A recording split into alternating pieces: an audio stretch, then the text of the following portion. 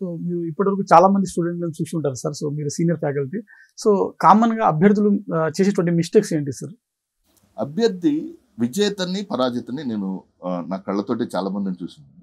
అయితే సక్సెస్ఫుల్ అభ్యర్థిని చూసినప్పుడు ఉన్న హ్యాపీనెస్ కన్నా ఫెయిల్యూర్ ఆస్పిరెంట్ ని చూసినప్పుడు ఉండే బాధే చాలా ఎక్కువ ఉంటుంది.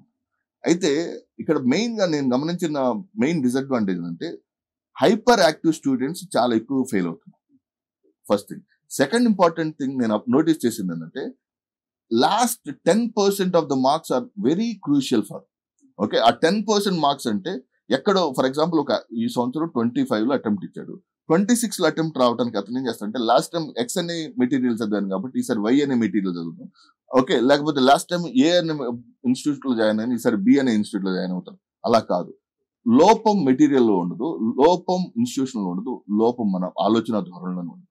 అంటే క్వశ్చన్ చదివి అర్థం చేసుకుని దాని ఆన్సర్ చేసే process unique for the successful aspirants. ఆ 10% మార్కులు లేదా 10% of the marks are very crucial for every aspirant.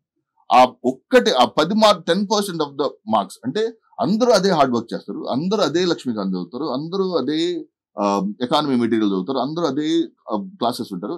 Difference ఎక్కడ వస్తుంది అంటే ఆ క్వశ్చన్ చదివి అర్థం చేసుకుని ఆన్సర్ చేసే ప్రాసెస్ డిఫరెన్స్. ఆ 10% మార్క్స్ కనుక కరెక్ట్ చేసుకుంటే మాక్సిమం అంటే అందరూ అవుతారని చెప్పలేం కదా, కానీ 2-3 అటెంప్ట్లు ఆగిపోయిన వాళ్ళు బయటికి రావడానికి మాత్రం ఈ 10% మార్క్స్ దోహదం. సార్ ఓవరాల్ గా మీరు యూపీఎస్సీ ఆస్పిరెంట్స్ కి ఇచ్చేటువంటి సలహాలు కానీ సూచనలు కానీ ఒక్కసారి.